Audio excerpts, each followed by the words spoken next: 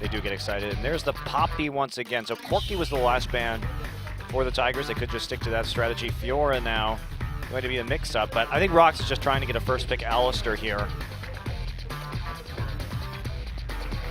Could be. It depends. Afreeca thinking a lot about the second ban. And this could lead to a GP getting through. Well, they are going to ban the Quinn. So GP and Alistair were their other two bans in game one. They won't have that luxury this time. They are actually going to ban the Alistair. That is really surprising with the emphasis, but now they just want Kalista. Because GP, Lulu, or Kalista, two of those are getting through. And they're not probably going to pick the Lulu because they were able to out-team fight the Freecs last game, even though the Freecs had Lulu. So this should be a Kalista, I would assume. I mean, we could see the Lulu Or picked. Corky. Oh, yeah, Corky is available. So. Corky was banned last game, yeah. All right, so Corky probably going to Kuro, but we'll see. Prey could take it too. And so some strong picks left up for the Afreeca Freecs, and Lear's just going to take that Nidalee away. Well, that's going to work out. Kalista and Nidalee. This is actually the same red side draft that we saw from the Tigers in the last game. Yeah. But Lulu is still up. There's a lot of power picks making it through the draft here. ROX Tigers are like, oh, we shouldn't have picked Corky because we could have just picked their team and then beaten them with their own team comp from the game before. That's how you truly style on someone. We've seen it before. We have seen it. We it's have great. Seen it before, yeah. I love it when that happens. And Lulu will be the lock-in, pretty unsurprisingly there. And Braum is actually going to go over to Gorilla. Yeah, Braum, a champion that we haven't seen a lot of in Korea. It has been used more substantially, I would say, in other regions, but blocks spears pretty well, though, I've heard. It's pretty good at blocking spears, and it's also been historically one of Gorilla's most picked champions. Yeah. Okay. Thresh or Snowflower would be perfectly fine. Yeah, definitely a comfort pick for him. Just taking a look at the Braum record here. Gorilla's 10-6 on Braum all time. Really nice win rate there. Pretty good. And do you want to take, I suppose now, I mean, things like Ezreal are kind of taken off the table by having that Braum on the other side too. Yeah, and I think that's smart because now when they take the Braum away, the ROX Tigers can still use the Braum for disengage, but they're setting up a poke comp, and Mickey is going to get his Twisted Fate. One thing that we didn't even mention, though, in this series is that there haven't been any Zed or TF bans against Mickey for probably the first time this season. That's a good point, yeah. Every other series against the Afreeca Freecs teams have been really worried about giving Mickey that Zed or the Twisted Fate. And they've let the TF through, but no one has let the Zed through. However, apparently that is not a concern of the Tigers, and they're not even going to pick it here. So this, I'm hoping that this sets the stage for no more Zed bans, so we actually get to see Mickey play Zed at some point. Yeah, but would it be good right now? Do you think so? Wow, this could be actually a top lane Lulu. Smeb does like to flex it into the top lane, so we could be seeing a triple 80 carry composition. Oh, it will. Okay, this is bold because they don't have a tank, and with the TF, if Mickey plays TF as an initiator, they can actually get into the back line, and Braum is only going to be able to disengage in one direction. But the problem is the last time Mickey played TF, he built for split pushing even though he took Ignite. And that was really a big problem because he never got the chance to engage on the poke composition. He's got to get an earlier Zhonya's Hourglass in this game, and I also like the fact that he's taking TP. Now, Mickey has had some really bad TPs in the past, but I think they just need to double down on the opportunity to engage onto the ROX Tigers. Well, a big tank would certainly serve the team well. Gnar fits the bill, and again, if you get any good Gnar ults off, it's going to be really hard for the ROX Tigers to stay alive. That is a fragile team. Yeah, Ixu always been a Gnar player, and they needed some way to lock them down. But their primary form of engage here is going to be a TF ult gold card Zhonya's, because Gnar is more of a follow-up. They can also create a pick with the Thresh Hook maybe, but the Tigers had a clever draft. They took the Braum away early, and that was mostly just a denial pick so that they didn't have to deal with it on the enemy team when they wanted to go for this massive poke composition that they're choosing to run, because a Braum would be disastrous against what they're doing. So they take it away, but it introduces a new wrinkle, a new problem into their own composition, because now Mickey becomes really strong. The Well, Twisted Fate could definitely win this game for Afreeca. So you think it's all about poking that mid lane turret then, trying to take that out as fast as they can to keep Mickey down? Yeah, but it's about the engage for Twisted Fate, because it's not going to be about the ganks from TF. It's about the mid and late game engage where he can just disrupt the backline enough for Ixu to get in there and follow up with a Gnar ulti. So that's going to be the thing to look for here, because catching them while they're overextending down the lane, even if that mid turret goes down early, when they start to set up for tier 2 sieges, that's when it's really going to be a danger, because an Ixu, a Gnar teleport, and a Mickey ult could really absolutely devastate this tankless composition. Makes sense. Well, we'll see if the ROX Tigers can make it work. Time to get into game number 2 and find out.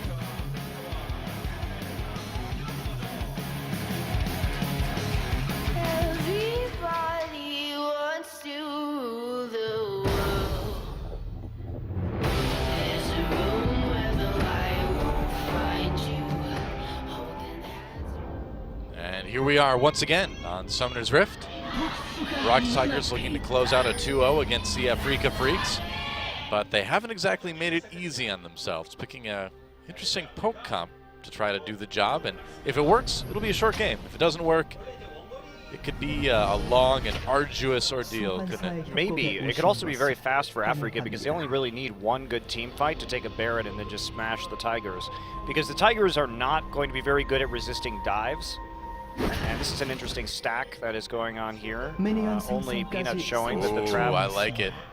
Getting cheesy. They are going to 5-man invade on this side, and they're going to find Lyra. Lyra has to pants out. So it's a pants out? Pounce out. Pounce out. Pounce out. Is that a pants out? Get a pants out of that gank. Getting my interesting accents on tonight. I guess. Monty's true accent comes through. I've been hiding it for so long. He was born in the deep south. Raised there. Yep, I thought so. I kept your secret for years, but I can't do it anymore. I guess I'm going to have to go back to the bayou in Louisiana after this. Cook up some crawdads. Sounds delicious. Crawdads are delicious. Actually, they are. That's true. I've had those myself, yes. Louisiana food, Cajun cuisine, some of the best. And eat shellfish. I'm not eating a lot of solid food these days, but when I get back there, maybe someday I'll add that to it. You've reverted to your infantile state now?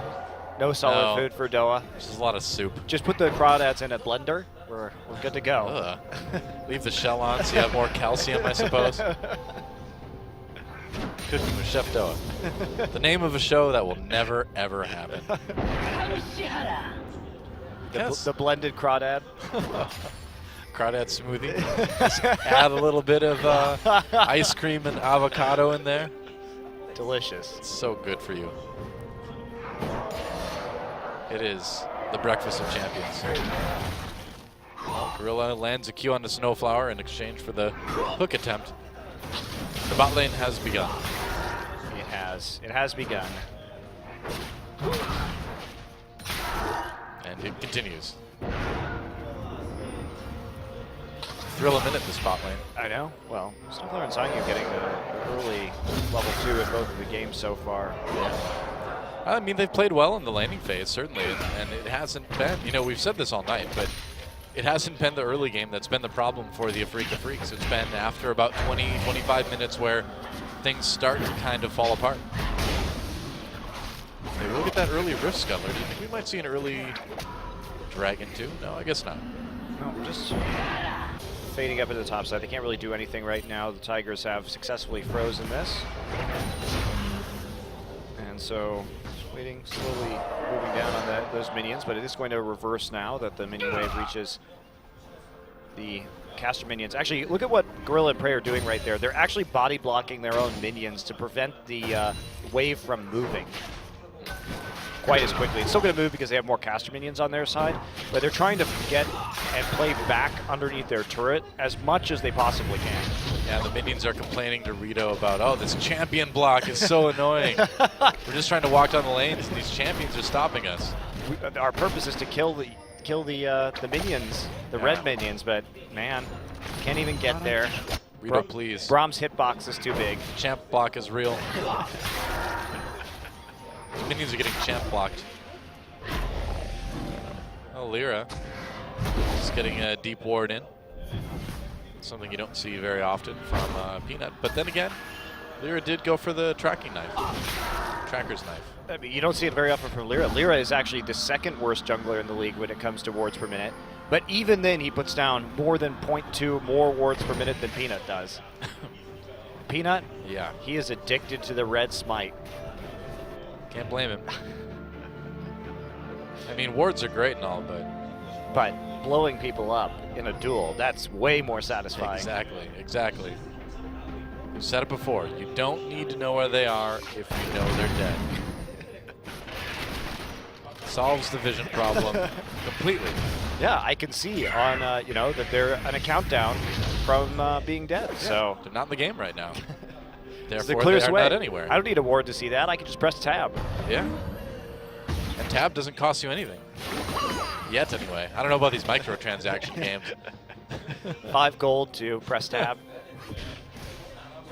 Would you like to peek at the enemy's build? Uh-oh. It's a gank up in top lane. Ixu in a little bit of trouble. Peanut walking in.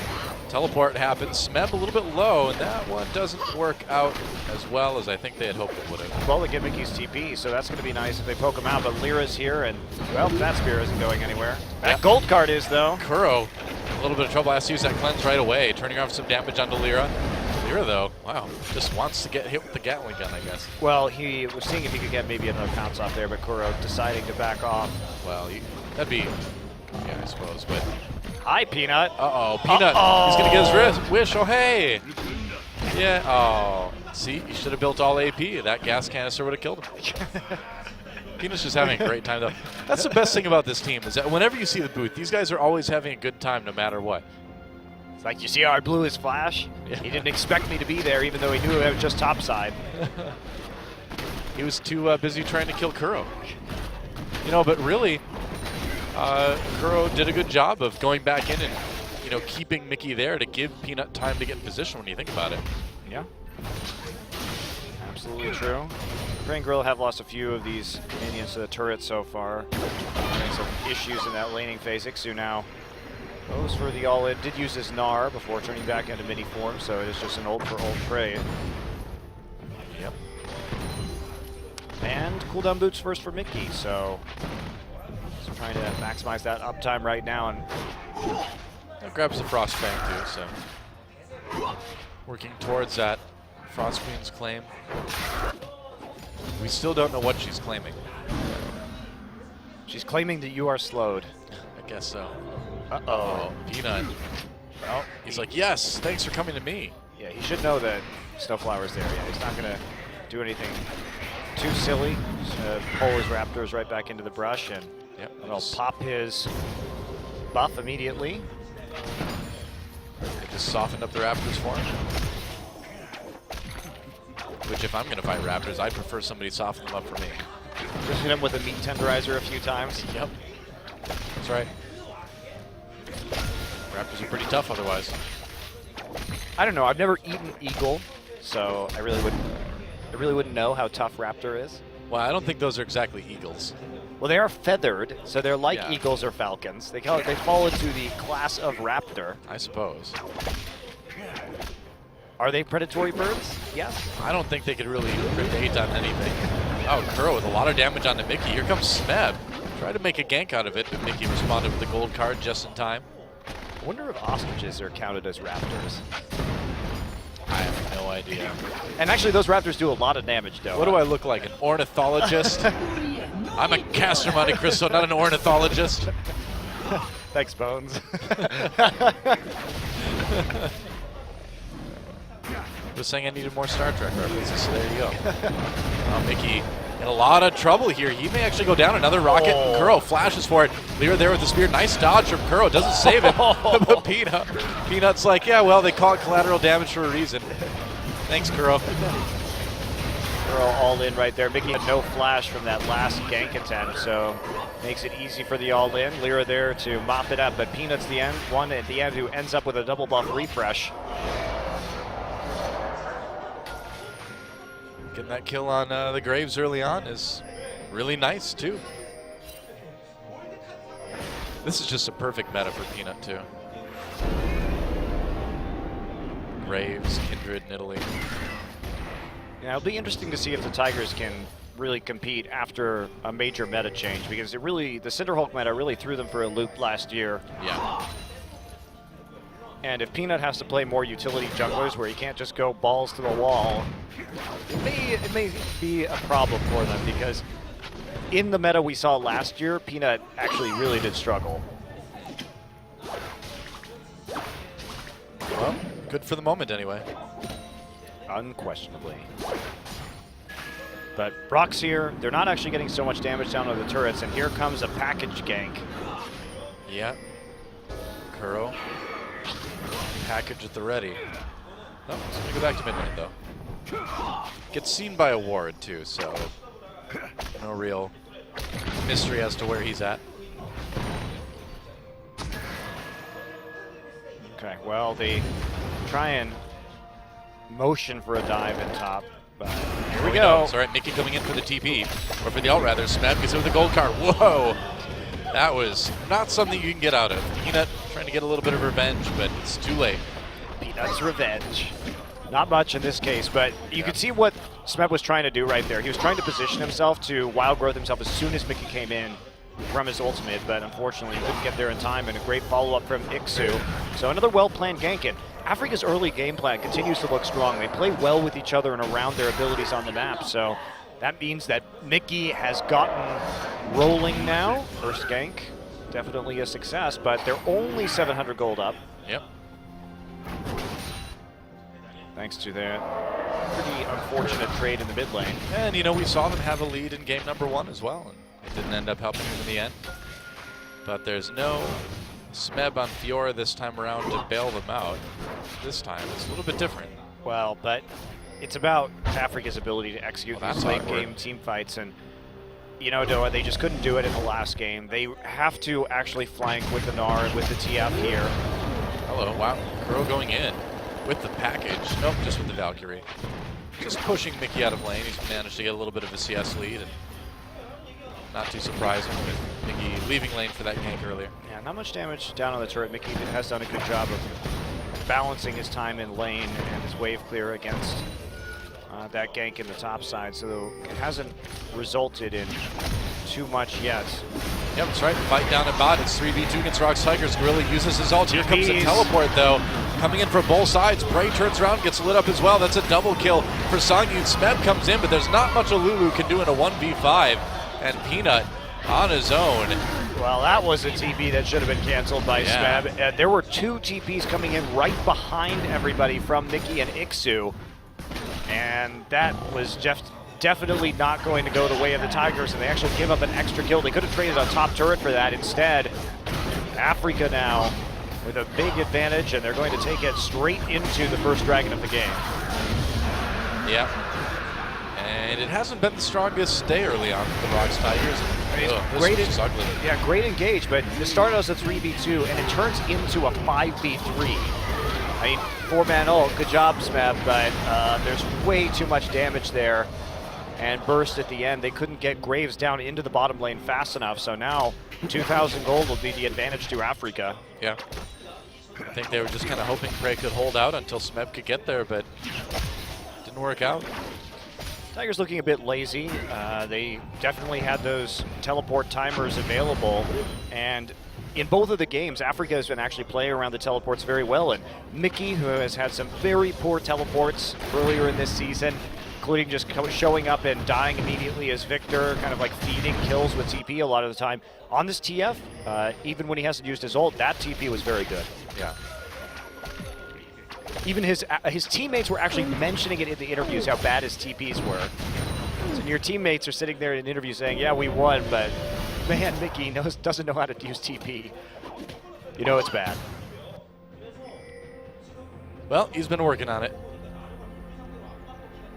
Gnar too, he going for the next drinker, and so just trying to, Well, speaking of TPs, and Smeb thrown against the wall again, trying to get back on her turret. Ixu taking a lot of damage. Mickey takes that turret aggro, And that's going to end up being a clean gank. Oh! Wow, Mickey Great had to flash. flash. Yeah, got out of that collateral damage. Not bad. Might have been a kill for Peanut. But still, there again, they spent this entire series preying on Smeb so far. Ixu really delivering on this Gnar, building for the magic resist and the damage early. Yep. And it's a pretty solid gold lead now for the Afreeca Freecs. Ixu under turret, taken out by Peanut. Never mind.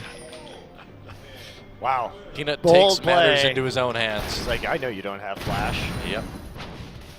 Comes in and grabs a kill on the back end of that gank, and with that TP, there's now 3 people in the mid lane, and they're just going to zone them off the turret and bust this down with the help of Lucian and Corky. So there we go.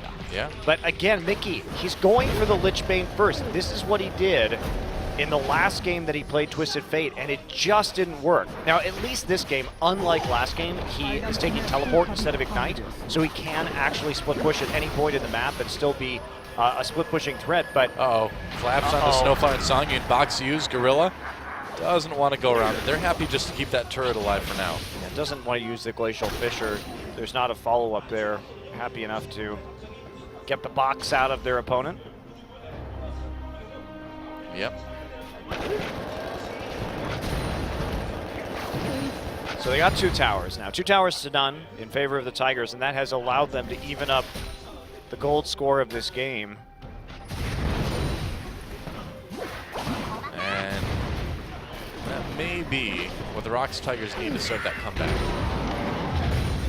Ixu's a bit worrisome. He's actually not built for team fights right now. He's built for split pushing. So it comes down to how we see the Afreeca Freecs sort of distribute these lanes, because they could set up for a 1-3-1, but it's a little fast considering that Songyun doesn't have the Hurricane yet for the wave clear that he actually needs in order to apply the split push pressure in the mid lane.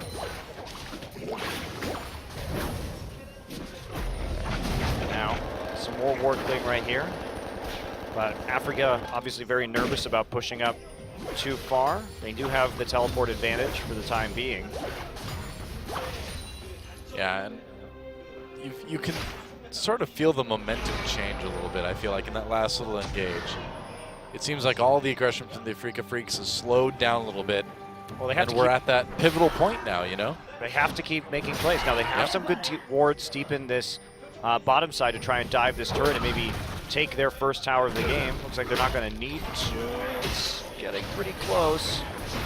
Lyra's here, does sweep out the ward, but he is seen. Mickey's not close enough to try any sort of dive either. You see Kuro just threatening the bottom side right now, very aware that the double TP could come in, especially since Ixu just hit that Mega Gnar form in the top lane, and they're pushing it up. They are hyper aware now of the teleport options. Oh, Freaks package out. attack. Hello. Mickey against the wall in a lot of trouble here. Kuro has to run, and somehow, some way, Lyra comes up with a kill. Peanut brawling 1v2, and here comes Smeb, and with that shield, they'll be able to force him back, but Kuro got a little bit too excited with his package there. Hey man, I'm just saying what happened, that's all. I'm just saying what happened. Glacial Fissure used. Songyun's going to toss Snowfire to safety, who will then lantern him to safety. Call that the safety dance. Well, I'm just using the ability names that Riot has given me. they did name it down. They did. Oh, and the culling should push Lyra back for the moment anyway. Here comes Mickey though from the side. He's gotten his health back again. Flash Flay onto Prey. Prey backs away. Kuro gets in the middle, blocks a lot of damage from coming in. ROX Tigers still in the disengage. Peanut comes in with a big damage though. To get that one, he may get taken out. Yep, that gold card should do it. Ixu came back at exactly the right time. Yep. To make that play happen, and Peanut there, like, I should have dashed into 4 of them. He's like, man, I just wanted to put that Mauve Malmortius I just finished a good use. He did actually put it to very good use against the majority magic damage, of course, coming from Italy, and the Twisted Fate, he does have some decent heal there while the shield proc goes off to continue fighting in that front line. I think he did play that right, but look at the package right here. I will. And he tries to get it down, but it's really Lyra. So Kuro flashes out, and look, Lyra flashes to block the rocket. That's just a great play there. and gets up the kill at the same time, and they narrowly don't kill the Gnar in the end, and going to keep over-committing to this mid lane right now. Now they see this on the side, they want to go for it, flash ultimate, but you can't flash ult when Fate's Call is up, so a mistake there from Gorilla. No point really in committing to that. Yep. And Lyra going for this dragon right now. We'll see if ROX Tigers can stop them. He's going to try and ult it, probably. Yep. Walking in, he's like, ah, it's mine.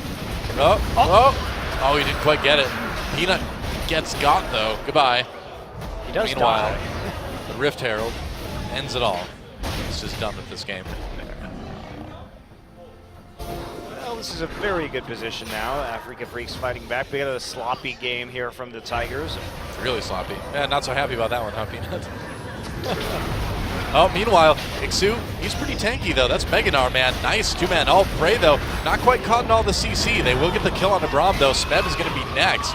And I don't know if ROX Tigers can actually come back and win this one. Well, it's possible, but they're not getting the siege, and that's the kind of engage they need from the Twisted Fate, just constantly disrupting that backline. They're playing a composition with no tanks, and this is what you get if you don't group and siege properly and get the wards in. Instead, they're trying to take fights like they could actually brawl it out here, and even though Ixu is actually not that tanky with just a Hex Drinker and a Sterix Gauge, more of a damage-oriented build overall, he's still able to get that big CC, and Smeb didn't have a chance to use his ult there. He was just chained one CC into the next.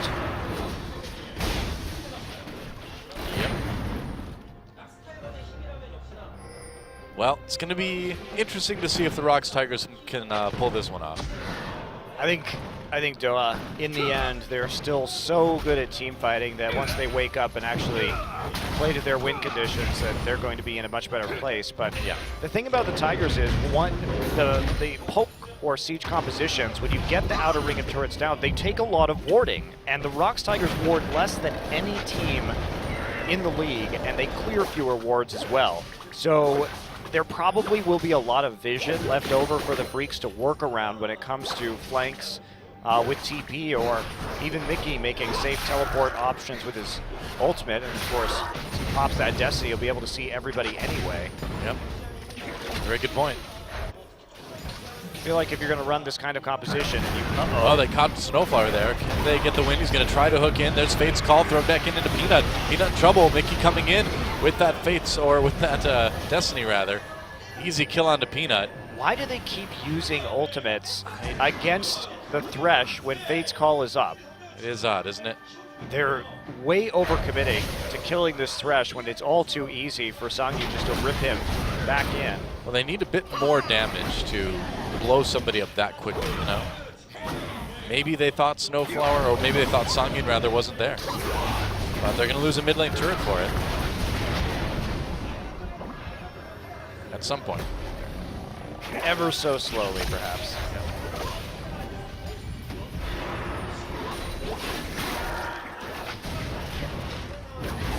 And ROX Tigers trying to just defend this as best they can. They're doing a pretty good job of it, too. Peanut's back.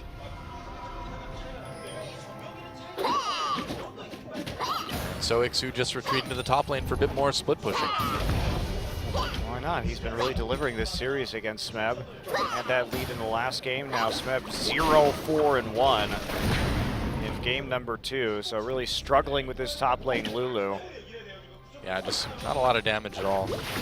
And they took this away. There are, of course, a lot of other top lane picks that they could have had that would have formed a more robust front line for their poke composition.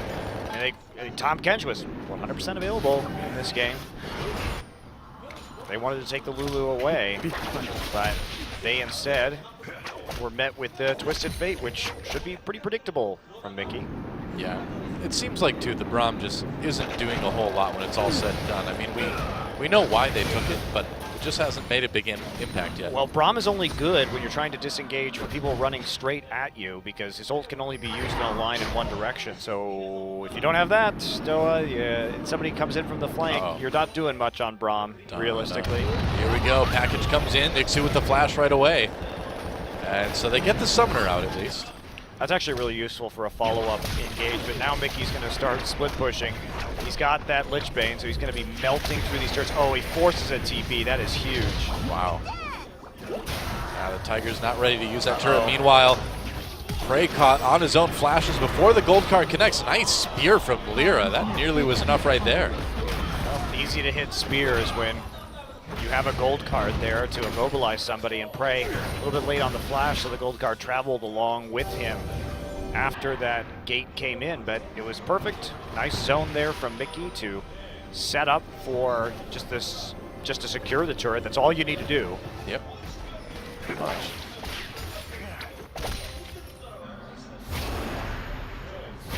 So now what do the Afreeca Freecs do? I think they may be kind of wondering the same thing. Yeah, just take top turret, and then they start choking out vision control over Baron. Oh, flash play onto Gorilla. Gorilla has to burn his summoner to get out. Yeah. Not a flash play, rather. It was Fate's call into play, my bad. Yep. So just gets thrown in there, and they get an excellent trade. Now they can just push up that lane, and Mickey takes some damage. There's no follow-up, though. Well, that gold card enough of a threat right now to keep the ROX Tigers at bay. This might be a chance to clear out some Visioner on Baron, though. Yeah, as much as they can. There's still quite a few wards. They're gonna get a few. And Tigers still just unable to break down any more towers than they had in the early game. They were leading 2 towers to none, and now they're down a turret. Gotta look towards that bottom side, but the siege composition, there's just too many angles of attack for Afreeca, and they drafted a good composition against this. It's gonna be hard right from pick and ban, but now it's even harder that the Tigers are trying to play with the siege comp from significant 6,000 gold deficit. Yeah. Looks like it's going to be Dragon number 3 for the Afreeca Freecs. That's huge. Dragon number 3 already, 26 minutes into the game, so before 40 they'll have their chance for a 5th Dragon stack. That'll be absolutely devastating against the squishy composition of the Tigers. Yep. And now they've got Smeb trying to do some sort of counter pushing. He's got his Lich Bane, got another needlessly large rod, so he's got a little bit more damage now, but they have no answer to the 1-3-1 split push. Yeah, it's still not looking good. Lulu not realistically going to be the most potent pickup here. And considering that just so far behind, it's great here. Try and set up for the push again. A lot of damage on the Sanyu, but just gets healed up so fast. Mickey back in the bottom side right now. He nearly took out that turret earlier. He's probably going to get it on this wave. He should. Don't really see anything stopping him, but the ROX Tigers are going to try to bring him up to the mid lane with this push. Well, what they're going to do is probably get themselves flanked and killed, actually. I mean, Afreeca just killed him right now. Well, we'll see if they try. It looks like Mickey's more interested in trying to push that inhibitor turret, and the Tigers will get one. Terrible trade for the Tigers, clearly. Yeah. Ixu gonna work away on the... Wow, Mickey might just get an inhibitor for free. Never mind. Yeah, I think he will. He had a huge wave there. I didn't realize that, so that's a pretty simple kill on an objective, and the Tigers just run around the map. Man. Meanwhile, the top tier 2 they're getting still hammered gonna away try by Ixu. He's gonna TP actually over to the Baron pit, so they're gonna try and Baron immediately after this inhibitor. Okay, they're going for it. ROX Tigers need to stop this. Disengage immediately. They should just keep trying to Baron. Just sit here. The Freaks, yes, they have a lot of gold in the bank from that push, but they need to just sit here because the minion wave is still in the base of the Tigers, and they have to deal with that. They also don't have TP on the Smeb, so this should be an easy Baron. Yeah, it doesn't look like the ROX Tigers can really stop it. Although, they do have to pull off. Gorilla goes in a little bit early, throws down the ult. Peanut from the side, a little bit of damage, a lot of bit of damage. Rom still goes down, and first kill comes in already for the Afreeca Freecs to get 2. Prey can't do anything, and there is just nothing the ROX Tigers can do, I think, to win this game. Double kill comes in. Smeb has to flash out of that, and the Afreeca Freecs can just walk right into the base. I think this is it. Yeah, Mickey's just gonna run straight for the Nexus turrets, dodging between the tier 2 and inhibitor turrets in the middle lane. Yeah, why stop? The super minion waves are coming in now, and Smeb can't defend this 1v5. Nope, absolutely not. The death timers are still relatively short, but they'll be long enough for a 5-man push to take game number 2. Yep, that's right. And so, a lazy game from the ROX Tigers, and it's going to cost them big as Afreeca Freecs cause the ROX Tigers to get their 3rd game loss of the entire season. GG. Well, nicely played. I mean, the Freaks played that composition out really well, and the ROX Tigers, they made a high gamble. They made a risky gamble with that composition. It's high risk, high reward. You get going on that, and you start pushing, then you can really crush the opposition. But Afreeca, contrary to the way they played Twisted Fate in the last game, were much more decisive with their engages, and Ixu was great. Well, if Nofe was upset after game number 1, he might be a little bit more upset after game number 2. Wow, that was his draft. Yeah, still. He's not played especially well. A win for the Afreeca Freecs. And so they have a chance to take down the number 1 team in the league right now. A winning game 3 would mean that the ROX Tigers don't remain undefeated. All in all, though, even if Afreeca loses, this is a much better performance from them than we've seen so far. Yeah, they that's look very true. very clear in terms of their game plan. Their ganks on the bottom lane have been decisive in both games so far. They had that beautiful 5-man gank onto bottom to take 3 people down in the first dragon in this game, and they're playing around their strengths. They played around the advantage that they got